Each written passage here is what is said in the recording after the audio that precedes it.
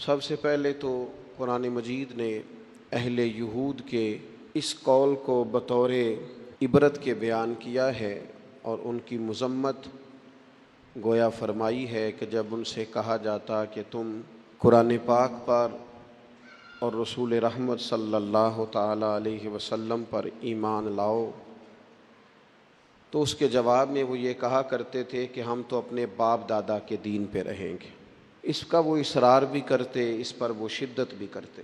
تو قرآن مجید نے اس بات کو ان لوگوں کے گمراہی کے طور پر بیان کیا ہے کہ جب تمہارے باپ دادا گمراہ تھے،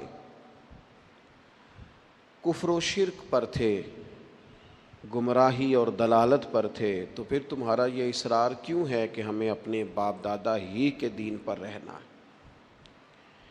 اگر کسی کے بزرگ، کسی کے باپ دادا، کسی کے بڑے گمراہی پر ہوں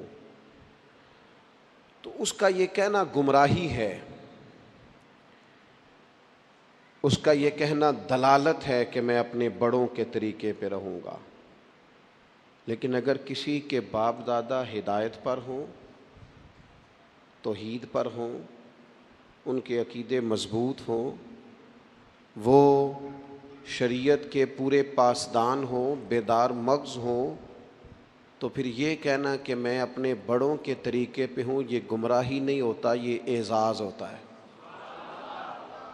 بہت بڑا اعزاز ہے کہ انسان کہے کہ میں اپنے بڑوں کے طریقے پہ ہوں۔ قرآن مجید سورہ بقرہ پہلا پارہ اللہ کریم نے فرمایا ام کنتم شہداء، کیا تم میں کچھ لوگ اس وقت موجود تھے، کیا تم میں سے کچھ اس وقت حاضر تھے، اذ حضر یعقوب الموت، جب موت حضرت یعقوب کے پاس حاضر ہوئی،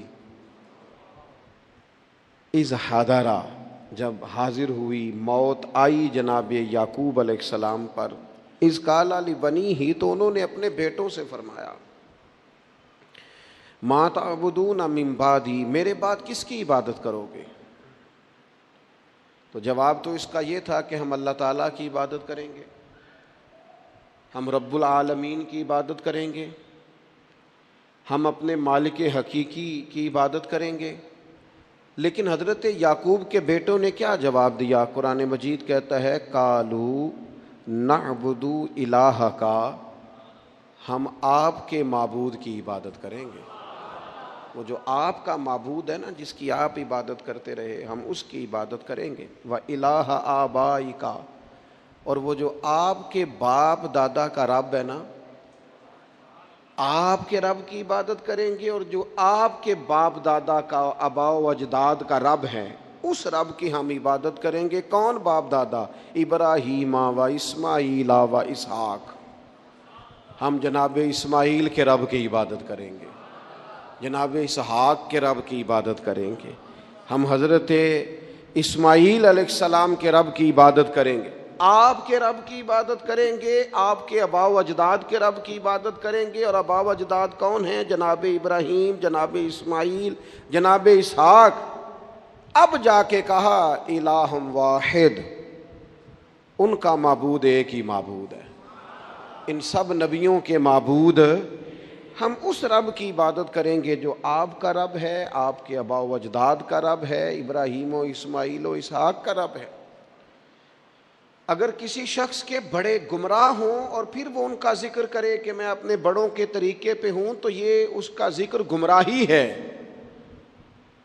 لیکن اگر کسی کے بڑے ہدایت یافتہ ہوں، ہدایت کا منارہ نور ہوں، ان کی زندگیاں مشعل راہ ہوں، ان کے نقوش قدم بڑے تابناک ہوں، تو پھر تو اسے سر اٹھا کے بات کرنی چاہیے، پھر تو اس شخص کو اعزاز سے بولنا چاہیے۔ ہم تو صاحب سلسلہ لوگ ہیں، ہماری تو پوری سند ہے پیچھے، ہمارے جو پیر ہیں ان کے بھی کوئی پیر ہیں، ہمارے جو استاد ہیں ان کے بھی کوئی استاد ہیں، ہمارا تو ایک پورا سلسلہ ہے۔ اور فاضل بریلوی اس سلسلے کو اس طرح بیان کرتے ہیں، فرماتے ہیں تیرے غلاموں کا نقش قدم ہے راہ نجات، وہ کیا بھٹک سکے جو یہ سراغ لے کے چلے۔ کہنے لگے ہمارے پاس تو حضور کے غلاموں کا نقش قدم ہے۔ سورج ٹردا نال برابر नाल बराबर दिन क्यों लंघदा साल बराबर सूरज टुरदा